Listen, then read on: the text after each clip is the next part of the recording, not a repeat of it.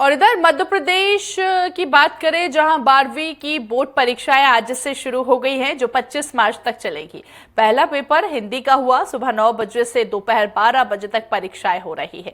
7 लाख छात्रों के लिए प्रदेश में कुल 3,880 से भी ज्यादा एग्जाम सेंटर बनाए गए हैं। नकल पर सख्ती के लिए बरतने के लिए विभाग ने नए नियम लागू किए हैं।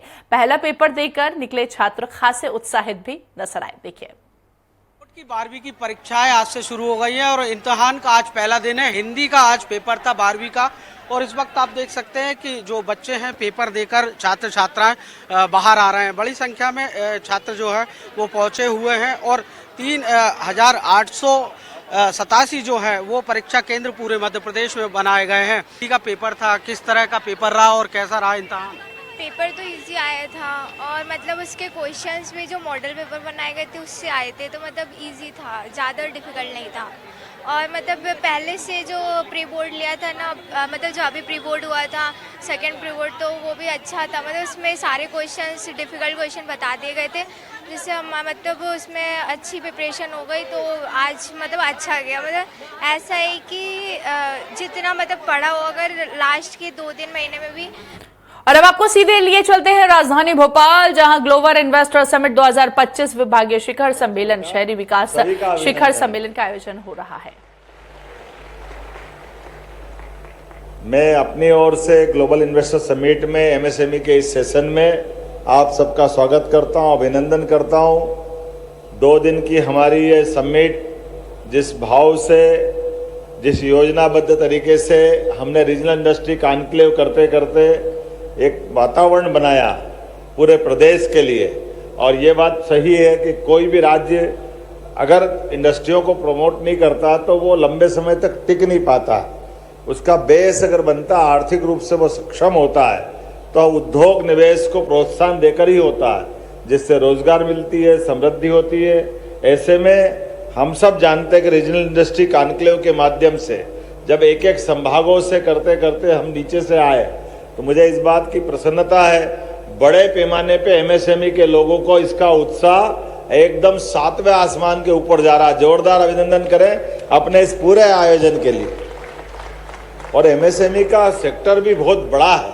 मैं आज के इस अवसर पर, हमारे विजनरी मंत्री भी हैं चेतन कश्यप जी, जिनके माध्यम से हमने नई नीति लागू करते हुए वो सारी चीज़ों को जोड़ करके देने का प्रयास किया है, जिसके माध्यम से हमारा ये सेक्टर बहुत मजबूत हो। मैं उम्मीद करूँगा आज सायंकाल तक जब सभी के अलग अलग अपने आंकड़े आएंगे, तो मैं मान के चलूँगा एमएसएमई में जिस प्रकार का रिस्पांस मिला है, ये भूतो न भविष्यति, इतना तो हमने सोचा भी नहीं था, लेकिन जिस प्रकार का रिस्पांस आया है ये उत्साहवर्धक भी है।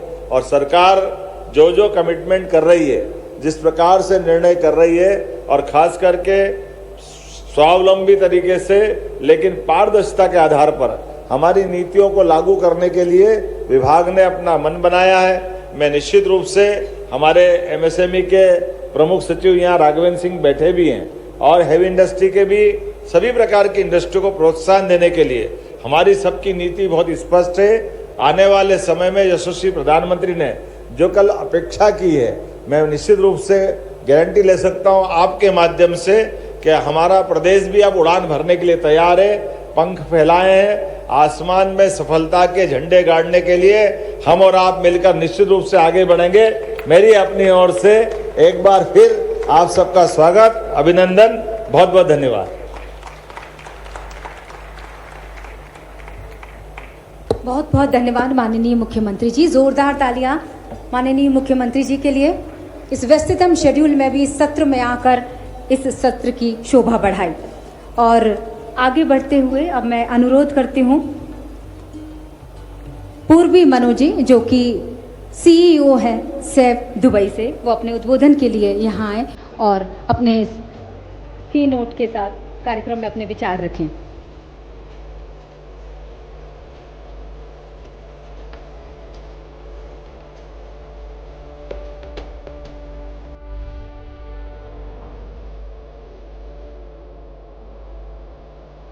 Honorable Minister of MSME, Chaitanya Kashyap ji, esteemed dignitaries, industry leaders, and all my fellow visionaries from across the world. It is an honor to be here today, standing in heart of India, which is now the new emerging epicenter of innovation and enterprise. I stand here not only as an entrepreneur, but someone who has carried the soul of Madhya Pradesh in every step of her journey. I was born in Madhya Pradesh. I grew up in its cities, and I carried this ambition with me whenever I ventured out in the global markets, building in some of the most competitive markets in the world. And if there's something that I can say with conviction today, it is this: the next big wave of global innovation is not coming from the places that have already peaked, but from the regions fueled by hunger to leap forward and guided by bold plans. And today, Madhya Pradesh is at that inflection point. We often hear about investment summits. Numbers are discussed, deals are signed, and projects are announced.